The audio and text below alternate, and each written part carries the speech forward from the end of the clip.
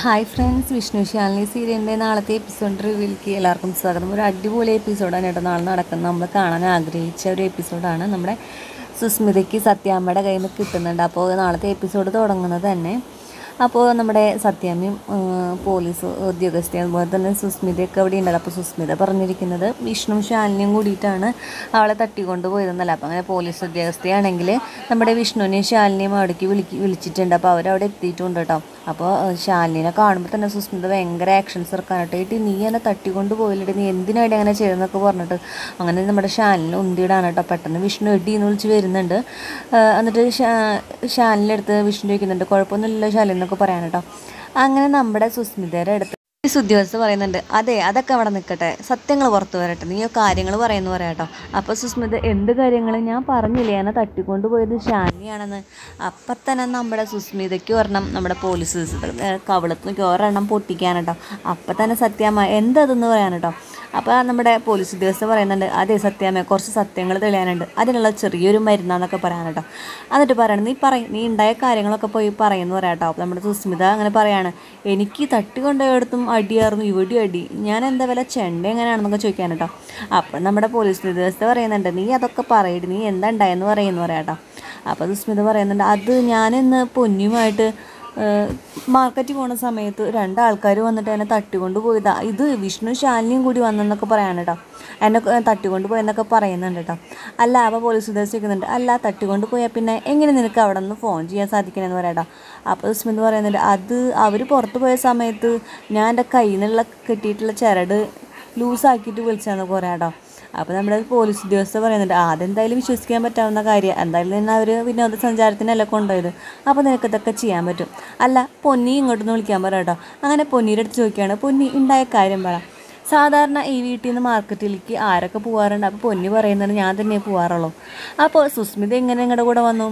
അപ്പോൾ നമ്മുടെ പൊന്നി പറയുന്നുണ്ട്, അത് ഞാൻ സാധാരണ എല്ലാ സമയത്തും ഞാൻ പോണ സമയത്തും കൂർക്കം വലിച്ച് കിടന്ന് ഉറങ്ങാറ പതിവ്, ഇന്ന് എൻ്റെ അടുത്ത് വന്ന് പറഞ്ഞു മാർക്കറ്റിലേക്ക് ഉണ്ടെന്ന്, എന്നിട്ട് നിങ്ങളെന്താ നടന്നു പോയെന്ന് ചോദിക്കാം കേട്ടോ. അപ്പോൾ പൊന്നി പറയുന്നുണ്ട്, അത് കാർ എടുക്കാൻ ഈ സുസ്മിത എന്നെ സമ്മതിക്കാണ്ടിരുന്നേ, വണ്ണം തടി കുറയ്ക്കണമെങ്കിൽ നടന്നാൽ മതി എന്ന് പറഞ്ഞിട്ട് പോയെന്ന് പറയാം കേട്ടോ.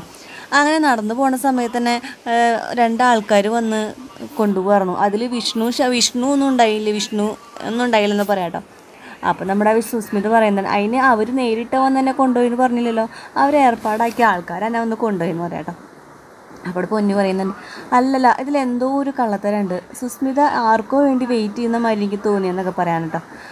അങ്ങനെ നമ്മുടെ സുസ്മിതയുടെ അടുത്ത് ഫോൺ ചോദിക്കുകയാണ്. അപ്പോൾ സുസ്മിത പറയും, എന്തിനാ എൻ്റെ ഫോൺ ചോദിക്കുക കേട്ടോ. അപ്പോൾ നമ്മുടെ പോലീസ് ഉദ്യോഗസ്ഥ ചോദിക്കും, അല്ല എന്തിനാ ഫോൺ ചോദിക്കുമ്പോൾ ഇത്ര വെപ്രാളം, ആ ഫോൺ നിങ്ങൾ തയ്യാന്ന് പറയാം കേട്ടോ.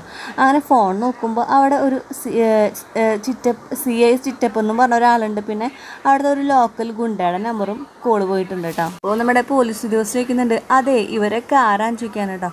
അപ്പോൾ നമ്മുടെ സുസ്മിത ഏറ്റവും ഫസ്റ്റ് ഇങ്ങനെ ഇതൊക്കെ എൻ്റെ വേണ്ടപ്പെട്ട ആൾക്കാരെന്ന് പറയാം കേട്ടോ. അപ്പോൾ നമ്മുടെ പോലീസ് ഉദ്യോഗസ്ഥ പറയുന്നുണ്ട്, അതെ ഞാൻ പറയാം.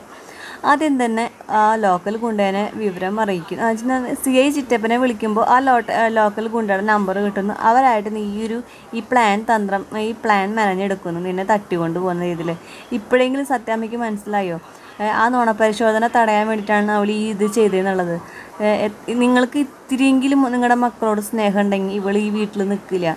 ആ രോഹിത് മരിച്ചതിലും അതുപോലെ തന്നെ നിങ്ങളുടെ മോൾ ഈ അവസ്ഥയിൽ കിടക്കുന്നതിലും കാരണം ആരാന്ന് നിങ്ങൾക്ക് അറിയണ്ടേ, അതുകൊണ്ട് തന്നെ ഇവളെ എനിക്ക് നുണപരിശോധനയ്ക്ക് കൊണ്ടുപോകണം എന്നൊക്കെ പറയാൻ കേട്ടോ.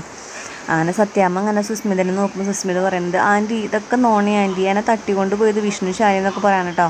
അപ്പം തന്നെ സത്യാമ്മ ദേഷ്യം വന്ന് നമ്മുടെ സുസ്മിതയുടെ മുഖം അടിച്ചൊരെണ്ണം കൊടുക്കാനിട്ട് പറയുന്നത്, നീ മിണ്ടിപ്പോകരുത്, അതെ ഇവളിപ്പം തന്നെ ഇവളെ മറ്റേ നുണപരിശോധനയ്ക്ക് കൊണ്ടുപോയിക്കോളൂ.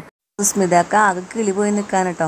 അതിനുശേഷം സുസ്മിത കേൾക്കല നമ്മുടെ സത്യാമ്മ പറയുന്നുണ്ട്, അതെ സുസ്മിത ഒന്നുകൂടി നിൻ്റെ അടുത്ത് ഞാൻ പറയുന്നു, രോഹിത് മരിച്ചതിലും അതുപോലെ തന്നെ പ്രീതിക്ക് ഈ അവസ്ഥ വന്നതിലും നിനക്ക് എന്തെങ്കിലും പങ്കുണ്ടെങ്കിൽ നിന്നെ ഒരു പോലീസിന് ഞാൻ വിട്ടുകൊടുക്കില്ല, നിൻ്റെ വിധി ഞാൻ തീർപ്പാക്കും എന്നൊക്കെ പറയാൻ കേട്ടോ.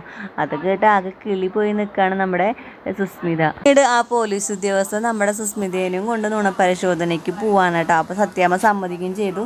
അപ്പോൾ എന്തായാലും നമ്മുടെ സുസ്മിതയാണ് രോഹിത്തിനെ കൊക്കയിലേക്ക് തള്ളിയിട്ടതെന്നും അതുപോലെ തന്നെ പ്രീതിനെ ഈ അവസ്ഥയിലാക്കിയതൊക്കെ സുസ്മിതയാണെന്ന് അറിയാൻ പോകുന്നേ ഉള്ളൂ കേട്ടോ. അപ്പോൾ എന്തായാലും ഒരു അടിപൊളി എപ്പിസോഡാണ് നാളെ വരുന്നത്. അപ്പോൾ വീഡിയോ ഇഷ്ടപ്പെട്ട ചാനൽ സബ്സ്ക്രൈബ് ചെയ്യാൻ മറക്കരുത് കേട്ടോ. അപ്പോൾ ബൈ ബൈ.